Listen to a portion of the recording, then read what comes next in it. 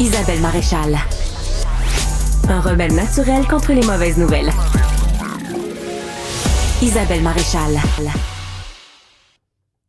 On va direct à Fred. Bing Moi, bang. j'étais habituée d'avoir ton petit jingle. Ben oui, mais je peux te le faire à la voix. Vous êtes chanceux de faire une différence parce qu'on vit en démocratie. Oui, effectivement. D'ailleurs, Bonjour. la démocratie est ressortie aux États-Unis.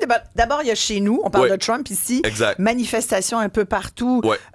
contre les politiques tarifaires de Donald Trump. Hier, chez nous, il y avait plusieurs centaines de Montréalais, de Québécois qui avaient répondu à l'appel Oui. d'Alain Saunier, un journaliste qui a lancé ce mouvement. Mère au front s'est impliqué là-dedans, beaucoup d'artistes, évidemment. Donc, ça a fait beaucoup jaser aussi. Puis c'est très bien que les citoyens soient allés manifester. Mais là, ce qui est surprenant, on pourrait être surpris, c'est que même aux États-Unis, là, il y a comme une petite poussée, là. On dirait qu'il y a comme une résistance qui Il y s'organise. a comme là. une poussée d'urticaire. Peut-être que les démocrates ont Une fièvre, décidé... une fièvre pour faire un peu de ménage. Qui ont c'est décidé... Ouais, les démocrates, parce que là, c'est pas les républicains qui sont Non. allés manifester. Exact. Ben, on ira. Explique-nous, là. Mais c'est le système immunitaire américain qui se réveille, qui commence à prendre la rue. Bon, il y avait des manifestations à Washington, à New York, à Boston, un peu partout. Beaucoup de monde? Effectivement, beaucoup de monde. On dit que c'est plus de 20 000 personnes dans plusieurs des villes, etc. Plus de gens qui sont présentés que prévu. Mais ce qui est intéressant, comme tu dis, c'est que c'est des démocrates là, qui s'organisent, font du bruit, ils réussissent au moins à Ils bouger sont un peu comme les la choses. marmotte, ils viennent de sortir de l'hiver, Ouais. ils ont vu leur ombre. Où et- était-il? Ouais, voilà. Où était-il? Où était-il? Exact. Mais puis bon, c'est comme on dit, nous, au Canada, là, on peut voter à notre élection fédérale, là, mais c'est pas nous qui allons voter pour M. Trump, c'est pas nous qui vont appeler nos représentants. Puis autant c'est important ce qui se passe dans les rues là, présentement aux États-Unis, là, que les gens prennent parole, bougent, ça parle d'eux dans les médias, ça va se rendre éventuellement à leurs politiciens, mais idéalement aussi, ils prennent leur téléphone, puis ils appellent leurs représentants, puis ils appellent les membres du Congrès, puis tu sais, c'est comme ça que tu réussis à faire du changement éventuellement. C'est les gens qui veulent être élus. Là, on est quand même encore loin des élections de mi-mandat, c'est pas tout de suite que ça se passe, mais si on veut avoir des alliés là, à l'international, nous, chers Québécois et Canadiens, il faut qu'on compte un peu sur les démocrates. Mais quand ça va vraiment bouger, c'est quand les républicains vont s'en mêler. Puis là, bon, on a vu, là, j'ai hâte de voir ce qui va arriver avec les marchés aujourd'hui parce que vers la fin de la semaine dernière, les marchés étaient en chute libre. Bon, là, il y a certains conservateurs qui trouvent le moyen de dire c'est correct, c'est un plan à long terme, c'est pour faire baisser les taux d'intérêt. Tu sais, tout ce que Trump fait est rendu magique, là. C'est comme il est le bienvenu. Non, mais puis il l'a dit that's it, dans son discours la semaine dernière, il a dit It's gonna hurt. Ouais. Il va y avoir une période de transition où ça va faire mal, il va falloir être patient et tout. Alors, j'écoutais des Américains républicains du Nebraska. Nebraska, ça a toujours été républicain. Ils sont dans la campagne. Ils sont vendus. Ils boivent les paroles de Donald Trump comme du petit lait. Là.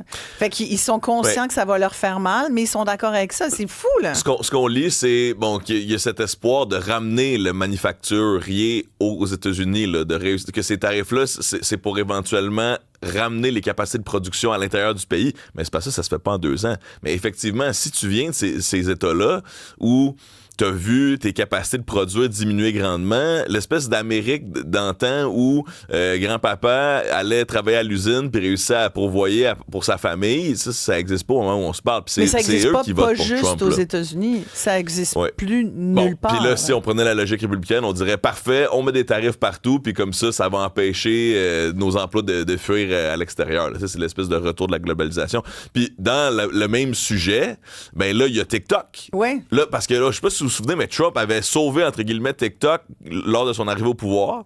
Il avait mis un délai de 75 jours pour avoir un deal avec la Chine, pour que TikTok ne soit plus une propriété 100% chinoise.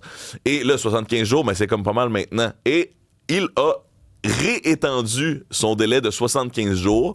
Bon, plein de choses là-dedans. Premièrement, on sait là, qu'il y a différents... Il a prolongé le délai. Donc exact. Donc là, le TikTok roule encore pour 75 jours. Il a juste repoussé, pelleté par en avant, comme on dit au Québec. Mais, et là, c'est ça, il y a plusieurs groupes et conglomérats qui seraient dans la course pour acheter TikTok, des intérêts américains. Et même Kevin O'Leary, là, notre fameux gars de Shark Tank, là, qui est supposé être là-dedans. Il y a le YouTuber MrBeast. Il y a Amazon qui est intéressé. C'est sûr. Il y a Oracle, qui est une grosse compagnie de business. Là. Oracle, ouais. Ouais, exact. Oracle, qui est une compagnie pour le monde des affaires d'informatisation.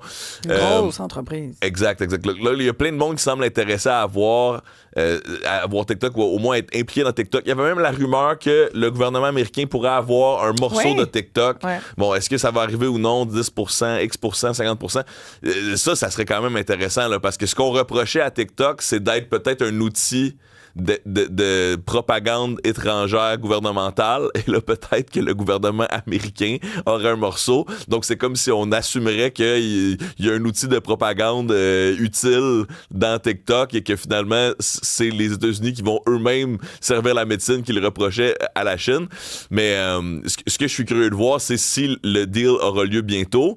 Et là, les dernières nouvelles qu'on avait là-dessus, c'est que Trump dit, là, si vous voulez le considérer comme une source, mais Trump dit on avait presque un deal avec la Chine, on s'entendait, mais ils ont reculé sur TikTok à cause de mes fameux tarifs. Alors voilà, le fameux tarif qu'on va devoir répéter pendant des semaines encore, c'est le sujet de l'heure, même dans les négociations technologiques avec la plateforme. Puis là, ça veut dire qu'il y a des millions de jeunes millénarios et de la génération Z qui attendent d'avoir la confirmation que leur drogue médias sociaux de choix sera encore disponible, c'est-à-dire TikTok. C'est fou, hein, parce que c'est c'est la première plateforme pour les jeunes. On dit que pour les jeunes, les Américains, c'est 1h30 par jour qui passent sur cette plateforme-là. C'est très, très, très comparativement, tu as les chiffres pour TikTok ou autre? J'ai pas les chiffres pour les autres, mais c'est celui pour les jeunes qui est le plus addictif. Là. Ils sont pas sur Facebook, c'est sûr.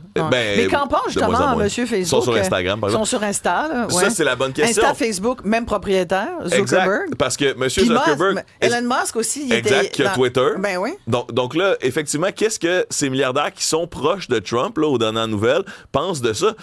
Sauver TikTok, est-ce que c'est une manière de leur couper un peu l'herbe sur le pied? Parce que eux pourraient bénéficier là, d'un bannissement de TikTok aux États-Unis parce que leurs applications deviendraient plus populaires. On voit que et Instagram et Twitter imitent parfois un peu le flow de vidéos de TikTok. On va chercher de l'inspiration de ces applications-là. Donc, si l'application devient américaine, est-ce que c'est un nouveau compétiteur pour eux ou est-ce qu'il y aura une alliance supplémentaire? Il ne semble pas être dans la course pour l'acheter pour l'instant, mais ça sera à suivre.